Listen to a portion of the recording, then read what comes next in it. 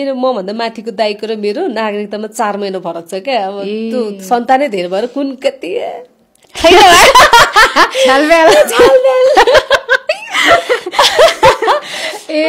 नामै अत्तो छैन।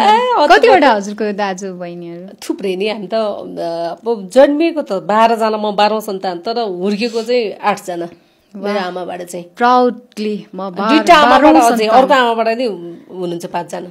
एउटै आमाबाट 12? एउटा आमाबाट 12। मेरो आमाबाट चाहिँ कान्छी आमातिर एउटा फेरि 5।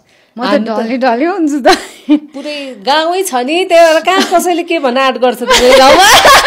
आले गाउँ छ क्या, गाउँ नै आले गाउँ हो। अनि त हजुरहरूको फ्यामिली मात्र बस्नुहुन्छ होला त्यो गाउँमा? एउटा डाँडा त पुरै आफ्नै फ्यामिली छ क्या। अब त्यही माथि मेरो आमाको 4-5 जना दिदी बहिनी सबै एउटै गाउँमा, त्यही गाउँमा हैन। साच्चीलाई हो? दिदी बहिनीहरू। अनि त्यस पछाडि मेरो आमाको माइतीहरू पनि त्यही गाउँमा है सबै। भनेपछि त गाउँै पुरै गाउँै आफ्नो के।